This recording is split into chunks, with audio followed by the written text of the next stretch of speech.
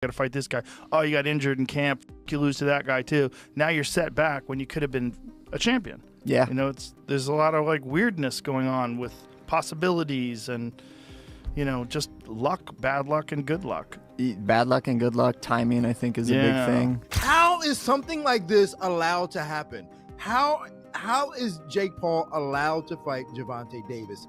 It's completely unfair. It is completely just, I can't say the word that I want to say because I don't want to get canceled. And then going out there and taking on a guy that is maybe 92 pounds heavier, that is at least 65 pounds heavier than you. That is called one thing. That's called being a bully. Joe Rogan has come out swinging with strong criticism of Jake Paul over his upcoming fight with Gervonta Davis, pointing to the massive size difference between the two.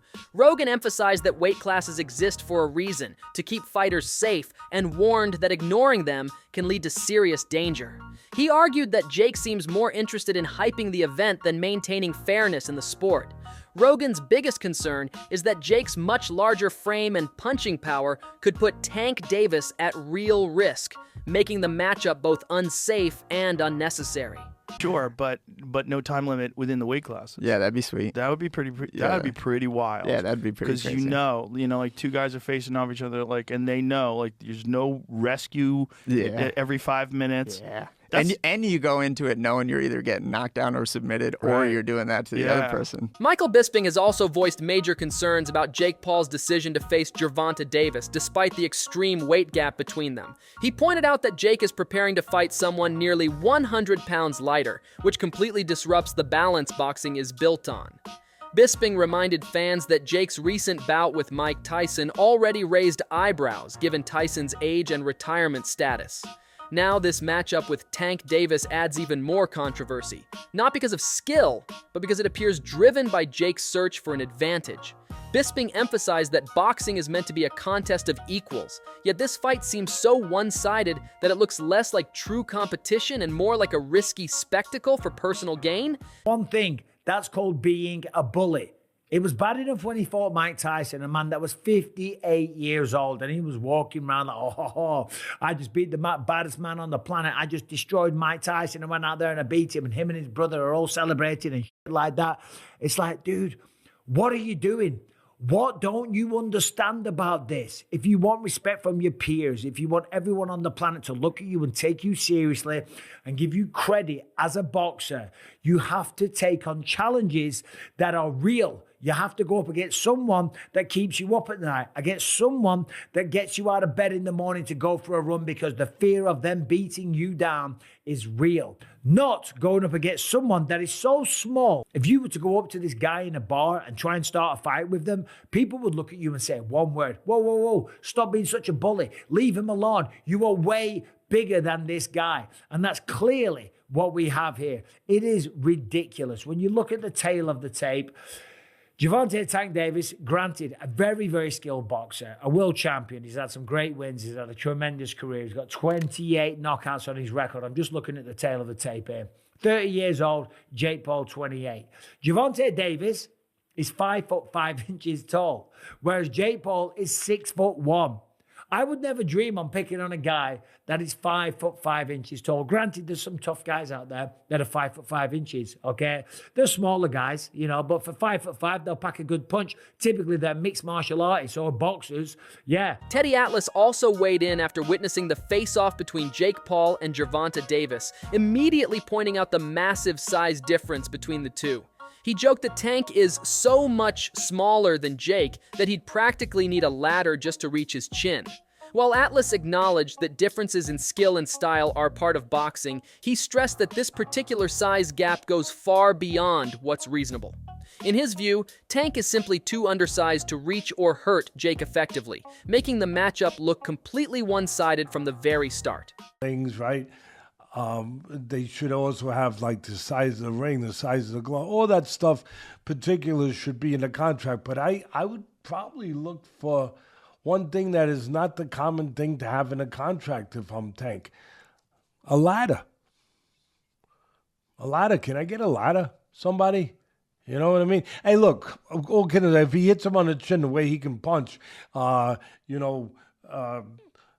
Jake might be doing a dance. You know what I mean? Not voluntarily either.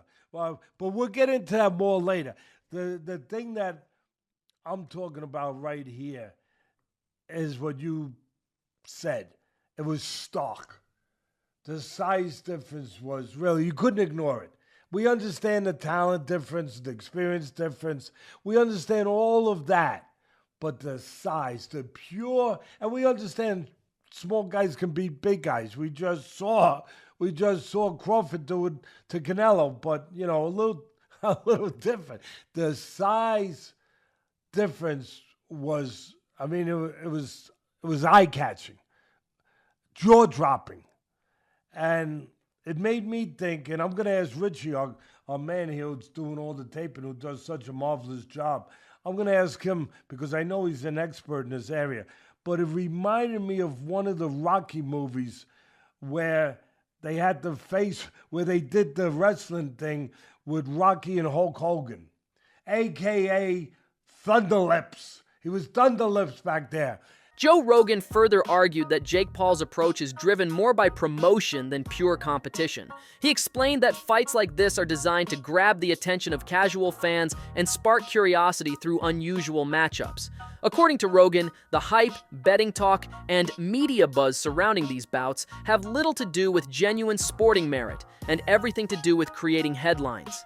He believes Jake fully understands how to keep his name in the spotlight, using boxing as a marketing tool, even when the matchups themselves don't make much sense. That's a problem. That makes it a problem.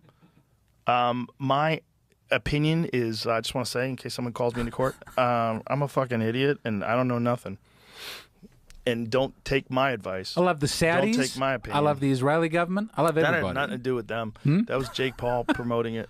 You know, it's just doesn't bother me. There's compromising the sport, and that's like bad. It's just like if I bet on it, it watching bothers the it is fuck out of hard. me. Watching it with people who are so in on it, and then also man, the sports betting apps, they introduced like chat apps in them in Australia. So it's like they're trying to take the place of social media companies where you go together and you meet your friends. Like betting should be exciting enough without having a weird. They're just trying to draw you in. Thing. They're just trying to make money, right? So they're trying to draw you in any way they can. Leonard Ellerby shared that Gervonta Tank Davis wasn't in the right mental space to face Lamont Roach at the time. He explained that Tank had been dealing with several personal challenges and didn't want to take on more pressure while trying to manage his life outside the ring. According to Ellerby, that lack of motivation was the main reason the fight never materialized, despite high fan expectations. He added that Tank's decision to step away from the Roach bout wasn't about avoiding competition. It was about protecting his peace of mind and avoiding unnecessary stress. Leonard Ellerby said, to tell you the truth, Gervonta Davis couldn't get up for Lamont Roach. And what does that mean? It means that he could not get inspired, that he was not motivated to fight Lamont Roach, that his mind was not in a place where it was like, yeah, okay, let's get it. And he was going to war with Lamont Roach. He was going through the motions with Lamont Roach during the training camp and could never really get himself motivated to really give the best of himself against Lamont Roach. And that probably affected him during training and during the fight. And that is something that can happen, especially if you really look back on what happened with the Lamont Roach fight and all of the ups and downs about that fight being made. Because first, if you recall, he wasn't supposed to be fighting Lamont Roach. The person he was supposed to be fighting was Vasily Lomachenko. You know, the guy that everybody says that he doesn't want to fight, that he didn't want to fight. Gervonta Davis was up and prepared to fight Vasily Lomachenko. So it shouldn't surprise anybody that if he tries to make a fight with Vasily Lomachenko, that fight doesn't go through. Then he tries to make a fight with Lamont Roach. He can't get the fight done for Houston with Lamont Roach because there was all kind of venue problems and drama going on around Gervonta getting a venue in Houston. So they wind up eventually moving the fight to New York City and pushing it back even further. So not only is it a fight where he didn't just jump out of from his last fight that he had and jump into a fight with Lamont Roach, he got held up. And then also during that period of time, he had to spend some time in jail for a parole violation after I believe that might have been after the Lamont Roach fight. Reports suggest that Gervonta Davis may be planning to retire after his upcoming fight with Jake Paul. According to insiders, the decision seems to be driven less by a desire to build his legacy or chase more titles, and more by the opportunity to secure long-term financial stability. Many observers believe Tank accepted the fight primarily for the massive payday it guarantees, rather than for competitive ambition. Analysts have also noted that Tank has faced intense personal and professional pressures lately, which could be influencing his decision to take on a high-profile but unconventional matchup. Viewed in that context, this fight looks like a calculated business move, one meant to maximize earnings and ensure financial security before walking away from the sport. What you making? Like, let's go band for band on what you making. Again, there's nothing wrong with Tank going to get his money, but let's all be clear that that's all the fight is for Tank. He's telling you without telling you that he's fighting Jake just because he's getting $40 million. So when we talk about boxing being dead, Tank has to line up at the front of the line. I can't blame him, but don't throw around, oh, boxing's dead and people switch sides and all of that. You chose not to be great. That's it. You chose not to be great. Stuff like that, choices like that will kill boxing, for sure. On a competitive level, it won't kill it on a business level. On a business level, until people run out of interest in these kind of matchups, it'll do well. On a competitive level, choosing not to fight the best will kill the sport. So maybe it's better if people like Tank aren't in the sport. And I don't even say that because I want that to be the case. I think Tank is ridiculously talented, but you can't want a fighter to fight more than what they want to. You can't. Tank fans or Tank people that like Tank and think he's one of the best, you can't want it for him. And then Shakur came back with, that's how I know you soft. I can't even go back and forth with you soft ass. You rather pop to me on social media than get in that fire and get embarrassed. I get it. Peace and blessings upon you, cuz. He says, the people got your chest out so bad. You talking like you a killer, forgetting that you the one that runs, bitch. I'll be bring the fight to you. This dude, a made-up character. Quote, blessings upon you. Clown-ass dude, wanna be Kevin Gates? Oh, my goodness. I mean, here's the thing, though. You can't say that stuff about Shakur if you're not willing to fight him. This is the point I think that we're going to come to today, is that Tank can say all this stuff he wants, but if you're not willing to fight Shakur, then none of it means anything anymore. Even if you believe that Tank is going to knock him out, even if you believe that Shakur's a runner, or that he's not in the trenches, or he's not a boxer that's willing to bring the fight, or whatever, none of it matters. You're talking from the sideline because you won't fight him. Daniel Cormier has expressed disbelief over how the fight between Jake Paul and Gervonta Davis was ever approved. From his perspective, the matchup seems flawed from the very beginning. He recalled the press conference where even Tank appeared unsure about the weight class for the bout, tale Cormier sees as a major red flag in a sport built on strict weight divisions for safety and fairness. Cormier also highlighted the obvious size difference between the two fighters, stressing that Jake Paul is simply far too big compared to Tank. He argued that this kind of mismatch goes beyond what should be acceptable in professional boxing. Cormier questioned how a fight with such a clear imbalance was sanctioned in the first place, warning that it not only undermines the sport's integrity, but also poses serious safety risks for the smaller fighter. In his view, this bout reflects poorly on boxing standards and shows what can happen when entertainment value is placed above proper competition. Jake Paul. Yesterday they had their first press conference. One of the most recognizable things is Jake Paul is huge compared to Gervonta Davis. And two, Gervonta Davis don't even know what weight they fighting, D. Maximum weight of 195 pounds for this exhibition.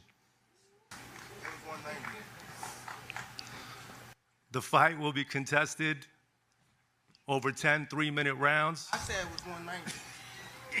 The fight is 195 pounds, Tank, as you know.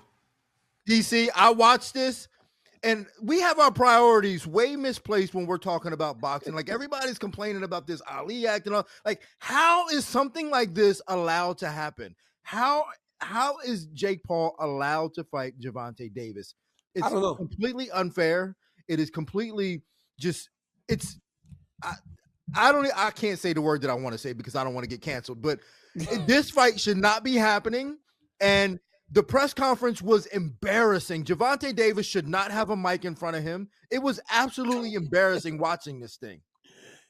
D, why, D? Just the fact that like every time when Jake Paul would say something to Gervonta Davis, he didn't know how to answer it. He was comparing himself to like P. Diddy at moments, and I was like, oh my God, get a mic away from this guy. This fight shouldn't be happening. And then he didn't even know what weight they were fighting. He's like, I thought it was bad, 190, D. it was 195.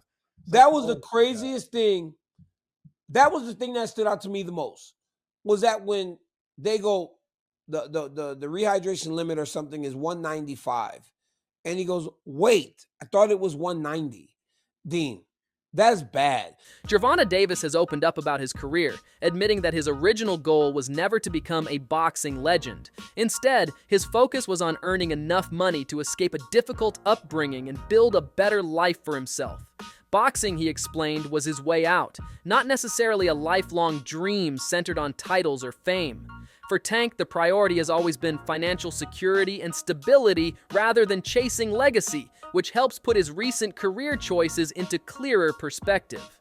And while he's fighting YouTube sensation turned professional boxer Jake Paul, who is 12 wins, 1 loss, no draws, 7 wins by way of knockout, opposed to fighting against the likes of his peers who are well accomplished and superstars in their own right for legacy fights like Shakur Stevenson, like Teofimo Lopez, like Devin Haney, why he's not interested in those fights. And he gets real, right? He gets real, and only thing we could do is salute it, right? Because he's saying, I never told y'all I wanted to be a world champion. I never told y'all I wanted to be undisputed. I got into this for myself and my circumstances to escape from my circumstances. And that's real. We can't blame him for that. We hold him in high regard because the statements he's made and misled people when he said he got a hit list that he wants to check off before he retires. And that hit list includes Shakur Stevenson, Devin Haney, Lomachenko, who turned down the fight because of a severe back injury. And then he told the world, he told Champside, it would be great for him to become undisputed. So I think that he had a change of heart at some point in time along the way, right?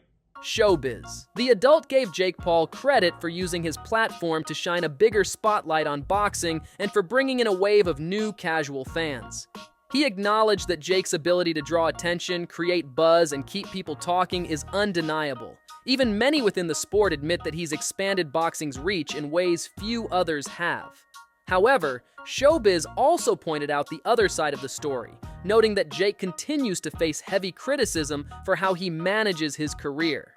The biggest concern among boxing purists is that Jake often picks opponents who are undersized, retired, or simply not on his competitive level, which raises questions about the legitimacy of his matchups. Boxing is going to sing his praises like a hero. Though Jake Paul is definitely appreciated by the boxing world when it comes to what he is giving to the sport, especially women's boxing, okay? I mean, it goes without saying that Jake Paul, an MVP, has added to the sport of boxing. But Jake Paul, the fighter, people are over his shit. There's a huge amount of boxing pugilists in the boxing community who's over his shit. And if Gervonta Tank Davis stops that, if he is the one who stops this whole train, knocking out Jake Paul, he will become a boxing hero. People will then say, now get the hell out the sport.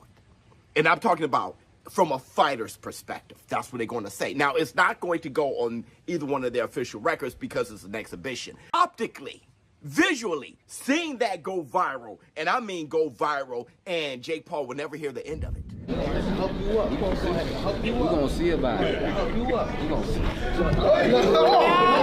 see. Because Gervonta Tank Davis is not only a real boxer, he's a real boy.